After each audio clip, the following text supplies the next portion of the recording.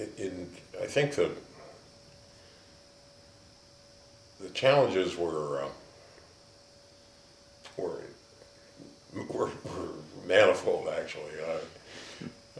Most people today, looking back, think it was probably a fairly natural act to do this, but it really wasn't. It was perilous.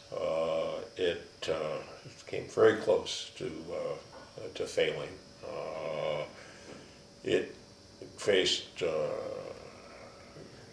really significant difficulties. There are a lot in any development, I suppose. There's a certain feeling to fight change. People are comfortable with the status quo. This was certainly true in regards to scanning. The industries involved had gotten used to a method of operation which had proven to be pretty successful.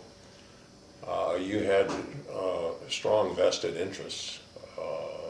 The leading provider of front-end equipment at that point was National Cash Register, and they had a huge share of the total cash register market. Not surprisingly, they were convinced that scanning had no role, and were doing everything they could to convince any of us involved in it that it was never going to come to pass. There were manufacturing companies, particularly some of those involved in store delivery of items, who were very uncomfortable with the idea that retailers, through scanning, would finally be able to have accurate information on how much of the product or how little of the product was actually moving, because store delivered products were basically sold on consignment, and retailers typically had no idea what their actual volumes were. It was up to the route manager to keep track. There was concern on the part of some of organized labor that jobs would be lost, and so they tended to be less than enthusiastic.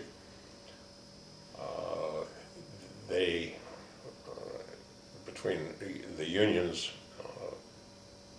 and the so-called consumer advocates, there were some fairly close relationships. One of the leading advocates, Carol Tucker Foreman, happened to be married to the executive vice president of the Retail Clerks Association, and so it was not surprising that the retail clerks expressed concerns about consumers' issues such as the absence of price marking on individual items as being a consumer issue, whereas it was suspiciously thought to be connected to the fact that their members were putting the pricing on the items as well. I remember Danzig's testimony to Congress on, the protection that was in there for consumers. Yeah. Joe was able to, he did a good job. He had, I'm trying to remember her name now, the head of consumer affairs for Giant. Esther Peterson. Esther Peterson. Yes, right. Wonderful person. And they bought off on everything except the price marking, removal of price marking. And Esther and and others really had trouble accepting that. But it, it was a factor, and they chose to fight the battle on a local basis, and that caught the industry somewhat unawares. We're pretty good at dealing with national legislation, but less good in dealing with local. And so all of a sudden, by 1974 or 75, there were something like a dozen states that were, and municipalities, and the city of Chicago, amongst others, were having legislation introduced to have mandatory price marking. But one of the hardest hurdles to overcome was that the economics of scanning